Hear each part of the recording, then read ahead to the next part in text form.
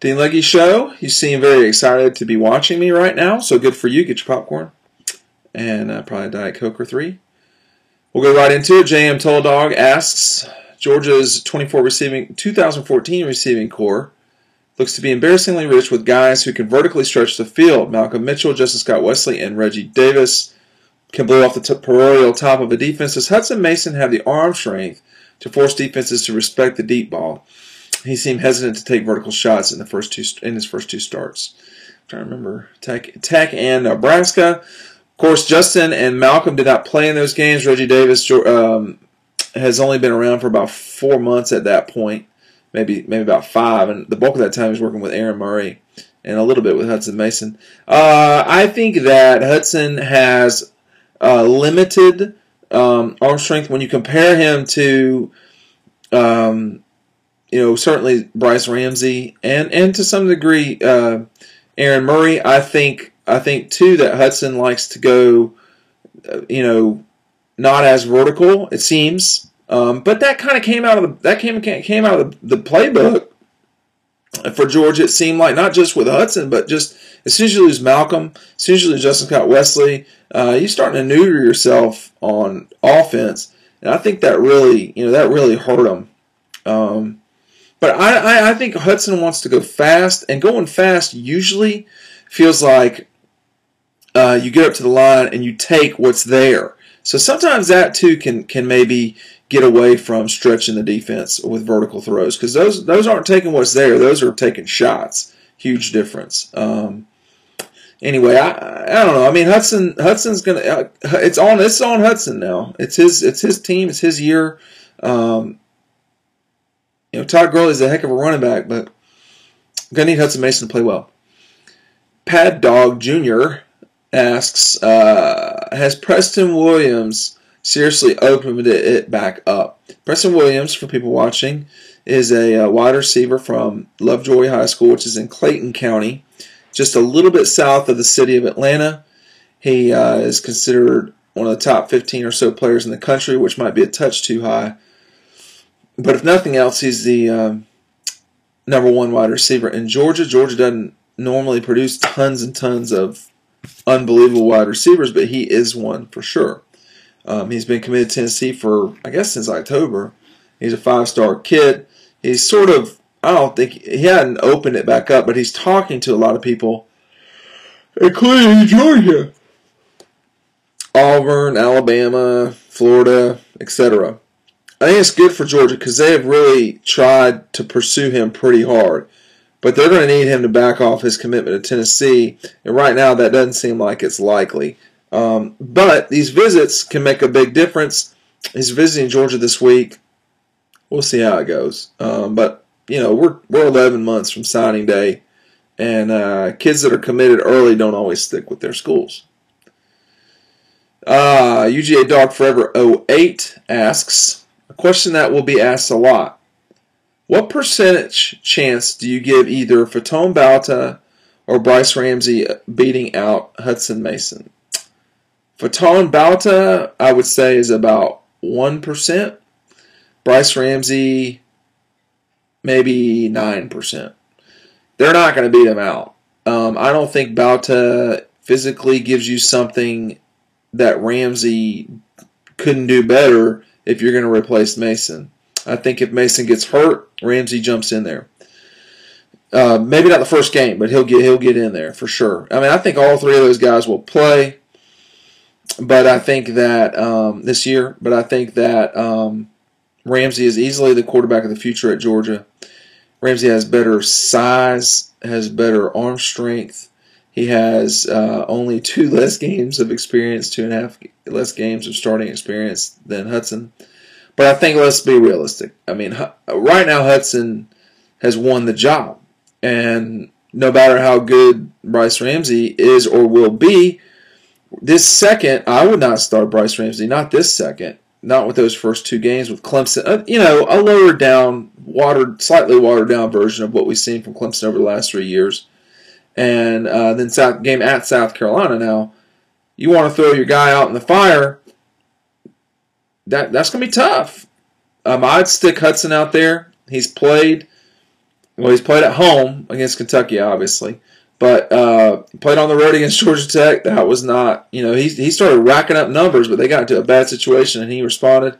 And then in the Gator Bowl, he was really, he didn't play unbelievable. He seemed slightly timid, but some guys let him down in that game. They just did. And, Wooten and Lynch, they got to catch those balls. They didn't. Georgia lost the game. I think if Hudson gets hurt, I think if there's any doubt about Hudson, I think if something like that, then Ramsey's the guy. I think it's very unlikely that he beats out Mason. Now, let me say this, though, for Bryce Ramsey's cause, and that is this. If you're Bryce Ramsey, in a lot of ways I feel bad for him, but at least unlike Aaron, at least unlike Matthew, Bryce will get the ability to grow up out of the spotlight. Nothing dumb's happened yet with him, etc. So he gets the ability to grow as a person and be a 19 or a 20-year-old starter versus being a 17 or an 18-year-old starter, having gone to class for 2 years. All that stuff. All that stuff matters. And I think, if you're Bryce, you don't like it, but that's the way that. And I think that kid waited. That kid was super skilled and waited until his junior year to start at Camden. And he'd have started anywhere else as a sophomore. I can assure you of that. Swanee Dog 03 asked, do you expect the 2014 defense to be better than the 2012? With the new coaching responsibilities regarding special teams, do you anticipate a noticeable change? Here's my noticeable change. Catch the football, and you're not going to need special teams coaches. You got one of the best kickers in the country. You made a switch at punter because the punter wasn't getting the job. Something wasn't getting the job done at punting. So they made a switch. Now they're fighting it out to be the best punter, whoever the best punter is. You got pretty good kickoff return coverage, pretty good extra point, excellent extra point, excellent field goal. It's not special team. They don't have an across-the-board special teams problem. They have a possessing the football on special teams problem, specifically on punt. Catch the ball. Not that hard.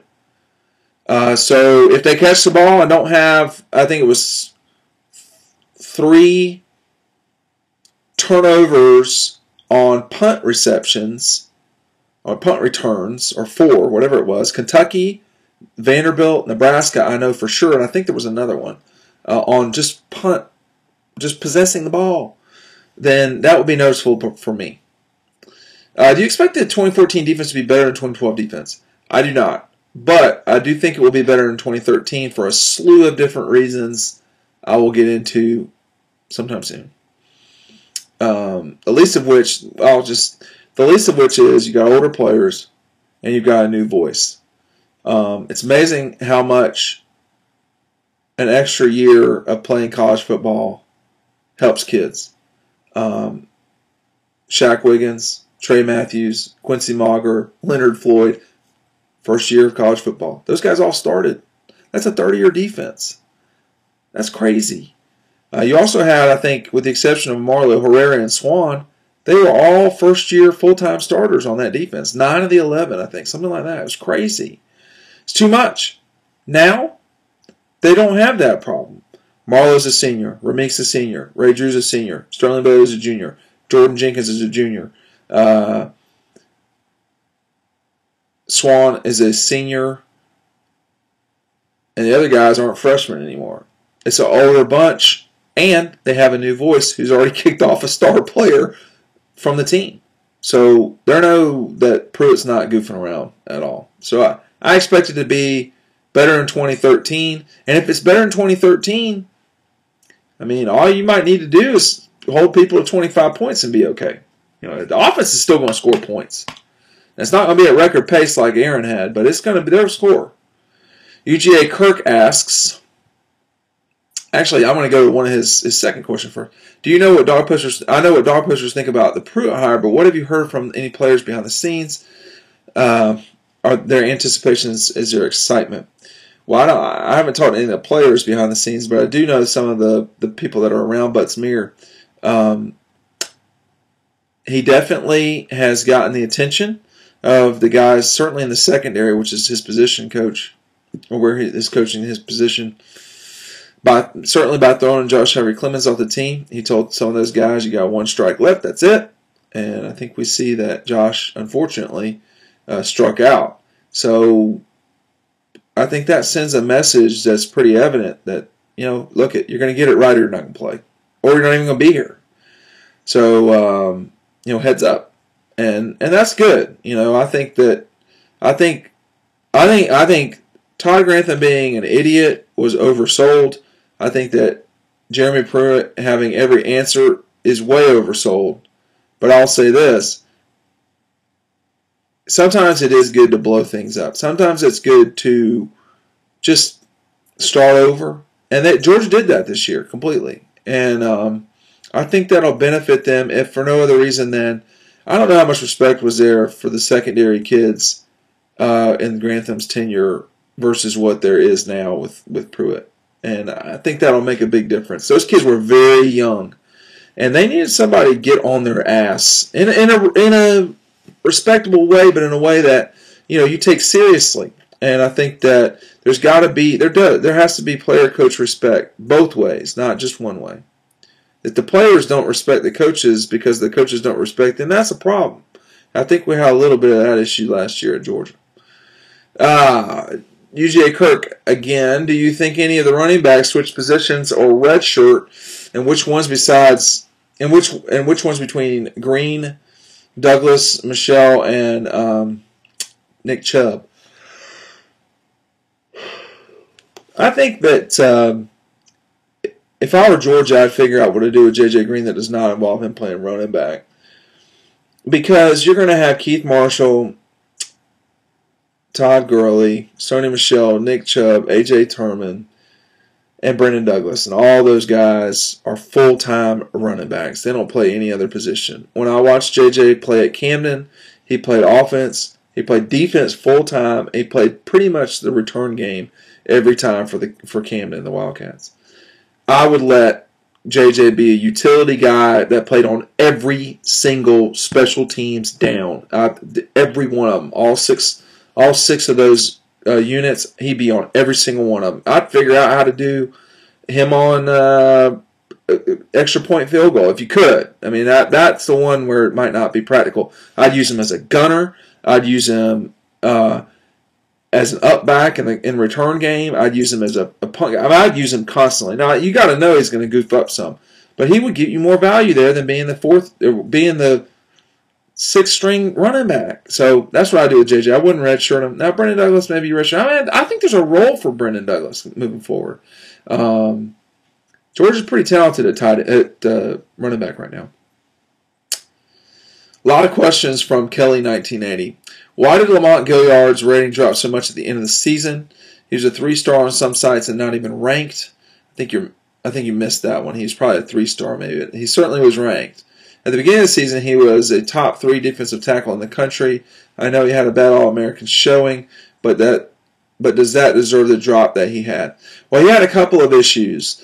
First of all, being ranked something going into your senior season, that's not completely a full accounting of everything that goes on with a kid.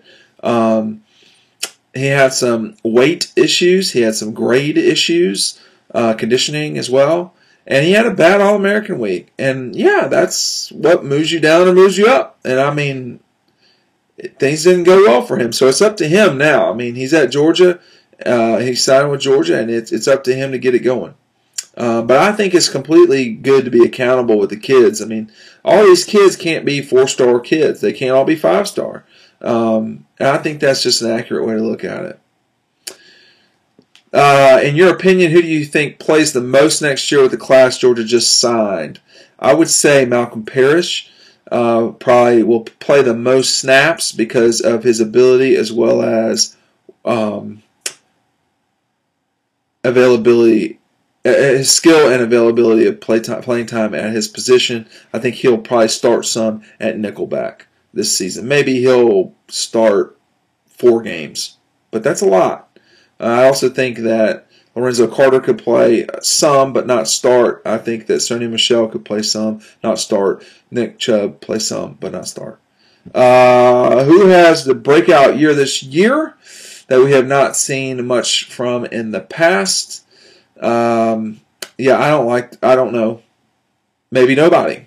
I mean, it's an older group. Georgia's gotten to the stage where they don't have freshmen contributing as much for these next couple of years just because they were so young, particularly on defense this past year. Yeah, I don't know. It's a good question. I don't have the answer to. Do you think Ray Drew has the potential to pile on some serious stats this year? I think Ray has played great. I think that too many people gave up on Ray too early. I think that's the reason why you redshirt kids if you can. And I think that you should have an expectation for guys after a year or two to get it going. And I think you saw that with a few players. Okay, Ramik Wilson, Ray Drew, Sterling Bailey. So Ty Grantham couldn't have been a complete idiot. Those guys did develop. Now, I think Chris Wilson really helped Ray Drew out a lot, for sure. And I think that age helped Ray Drew out a lot, for sure, because he had the ability to play. He wasn't behind Avery Jones. He wasn't behind Kwame. He wasn't behind John Jenkins. He wasn't behind, Cornelius Washington, etc., etc. He was just able to play his position, and he did admirably. Him and Garrison Smith both. They played quite well. That defensive line played quite well. Will Jonathan Taylor start this year, and do you think he can be as good as people thought he was going to be? I think he's in the same sort of similar situation as Ray. Jonathan stands up too much, though. You don't want to be like that. You want to be in an athletic position all the time. It depends where Taylor's going to play. Is he an outside guy? He could fight for the starting spot opposite Garrison. Is Georgia going to be a lot more 4-3 in their look than 3-4, or are they going to go? Are they going to go 4-2-5? Are they going to go 3-4 all the way? My guess is they may be relatively heavy on 4-2-5 with Jordan as a defensive end, or something like that. And there's with the spread, there's any number of ways you can manipulate your defense. And I think Georgia's going to be very multiple on defense. It's not going to look different. I mean, you're out there playing defense. You got to react to what the offense is doing in terms of lining up. I mean, if they're out there 5 wide, you don't need to be in a 4-3. You know what I mean? You can be, but you probably need to juggle some things a little bit. You probably need some DBs back there. The imagination of some of the fans here. My 2 Bulldogs can't lift their behinds like other dogs. Is that a good thing? Well, Bulldogs were not bred for butt licking, if you will. They were bred to deal with bulls, the way I understand it. With the nose ring on a bull, that's where they'd put the bulldog and all this stuff, I don't know. But I mean, it's probably bad for the bulldog that they can't lick their own behinds, but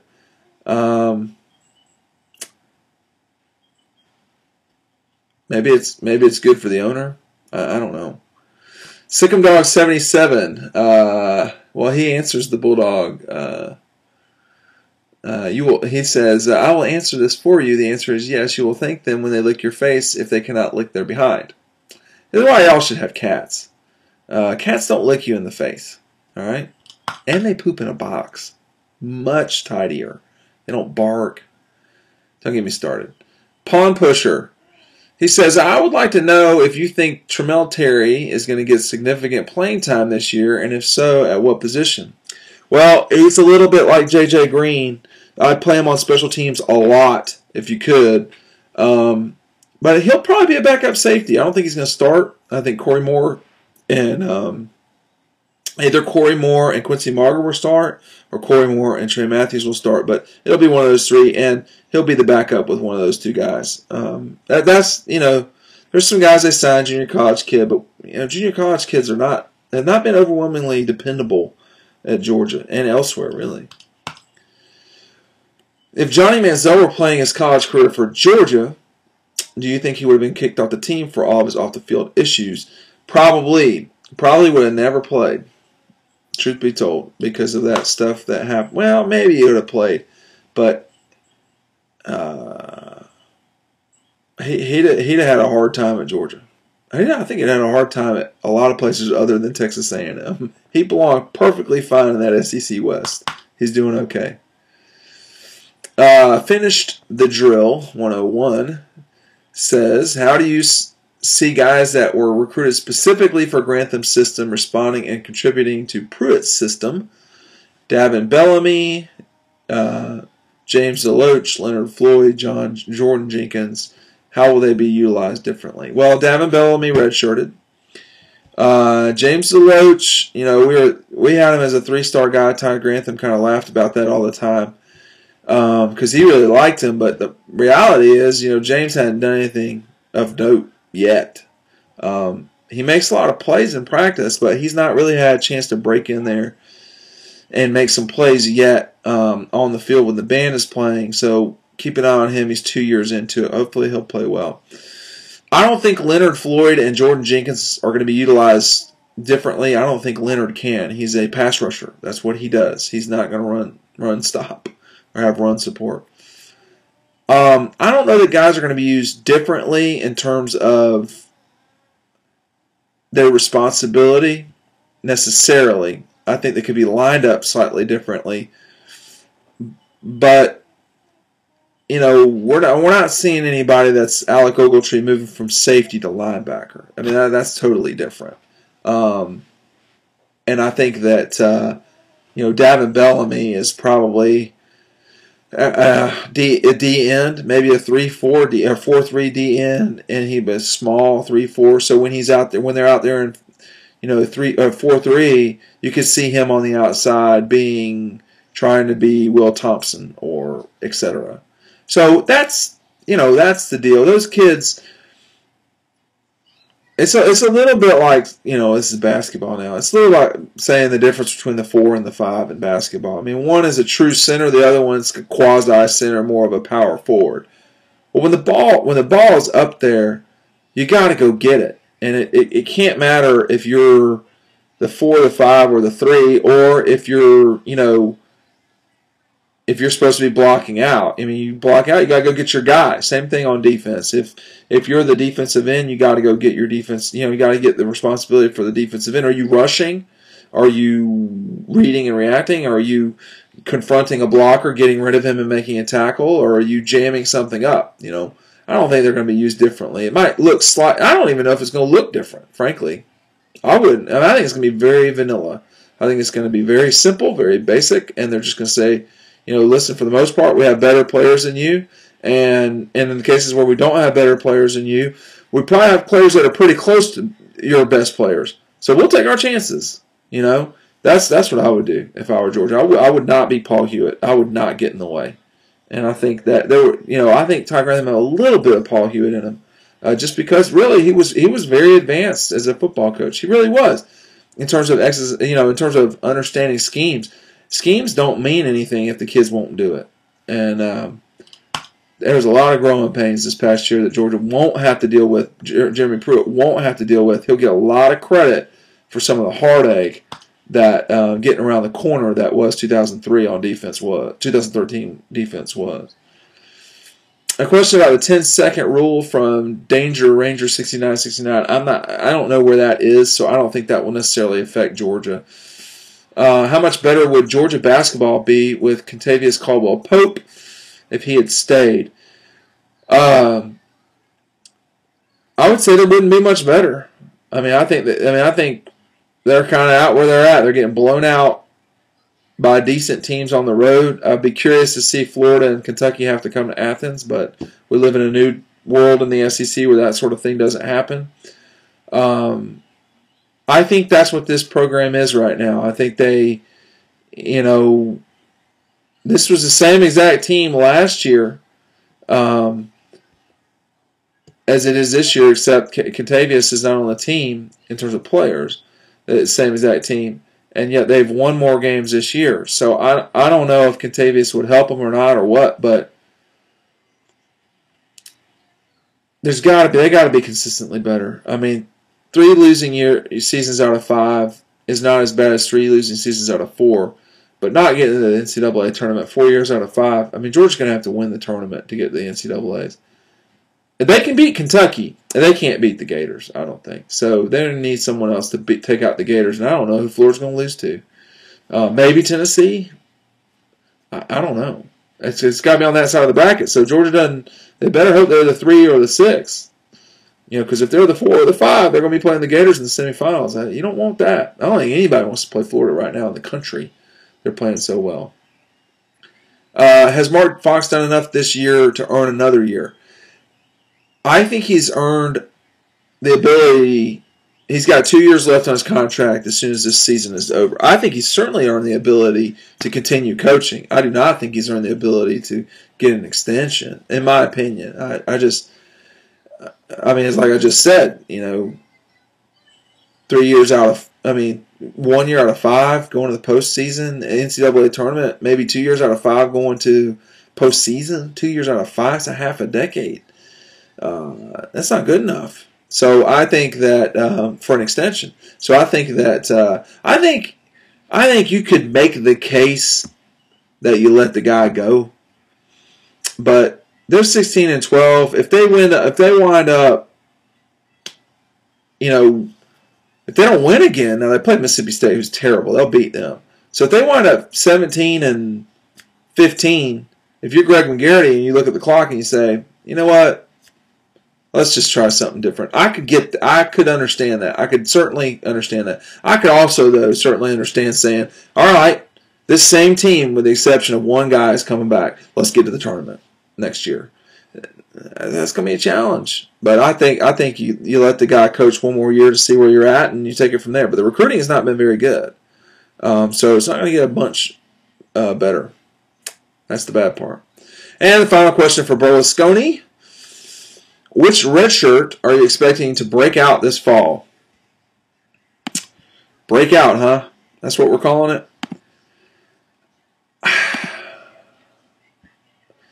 I don't know if any of them are going to break out. I think there's no Thomas Davis on this team. There's no, enter the name of whoever.